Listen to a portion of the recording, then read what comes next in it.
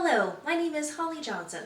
I'm a communications major at the University of North Georgia, and like most other communications majors, I've been studying the various communication models that exist within the realm. While studying these models, I have found one unifying factor, that is one commonality between all of the models, and that is that each model, even though they have many differences, each model contains a sender and a receiver.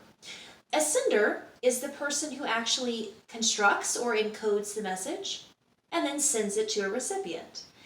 The receiver is someone who receives the message and decodes it, giving it meaning and interpreting it. But at the same time, the receiver is almost always also encoding and sending their own messages in response, verbal and nonverbal, so forth and so on. It's the great art of conversation and communication. Although these models that exist contain many important factors within the communication realm or communication process, I feel that one thing that is often overlooked and is very important is correct interpretation of communication, of the intended meaning between sender and receiver. Therefore, I would like to introduce you to my own communication model, which I have named Intellectus, the Latin word for understanding. Now, as we start this, I would like for you to think back on an instance when communication perhaps didn't go as you had planned.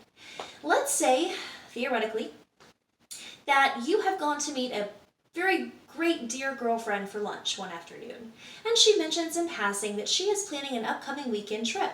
She asks you to accompany her. However, it happens to be a weekend that you have set aside for yourself to have a little pamper and rest, relaxation, me time. So instead of coming right out and saying no to your beloved friend and hurting her feelings, you shrug it off and mumble a half-hearted "we'll see," hoping that she'll take the hint and the subtle brush off. But instead, the very morning that she's supposed to leave for her trip, she calls you bright and early to ask if you've packed. Or, let's give another example. Let's say, for example, that you have been casually dating someone for a couple of weeks. However, you've decided that things just aren't going the way that you'd hoped they were. So you muster up all the courage that you have and you send a text message explaining that while they're a very nice person and you've definitely enjoyed all of your time thus far together, you feel that you just don't have enough time to devote to one person right now. While you leave the exchange feeling liberated, refreshed, and mature because you feel that you've handled the experience that could be sometimes messy with kindness, the other person could be sitting on their couch feeling the exact opposite. They could be thinking that everything is fine and perfect and that you mesh very well and that perhaps the romance can be rekindled once your life does settle down. These are two examples of communication misinterpretations. However, I'm certain that even if you haven't experienced one of those situations verbatim, you've experienced something in your lifetime. I know I have. And it's okay, there's no shame in that. Misinterpretation in communication can occur for various reasons and because of various factors. For example, misinterpretation can happen due to a little thing called noise.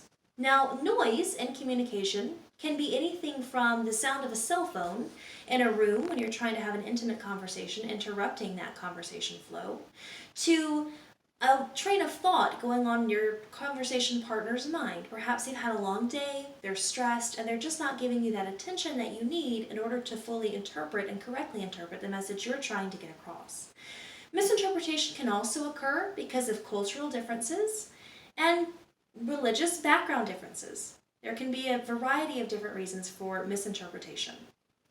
However, as I mentioned before, although many of the communication models that exist have wonderful, wonderful points about the mechanic parts of the communication process, it is very important to not only focus on the mechanical parts, but to also focus on the heart of that. Essentially, let's be honest, we're all communicating a need or a desire in a situation or to people that we love and we want to communicate those things with. So it is always our goal to communicate effectively and efficiently. Therefore, I feel that the one thing that is missing out on existing communication models, and the one that I base my communication model on, is the correct interpretation of the signs and symbols sent between conversational partners. My name is Holly Johnson. This was my own model of communication, which I titled Intellectus, and I do hope that you enjoyed. Thank you so much for listening.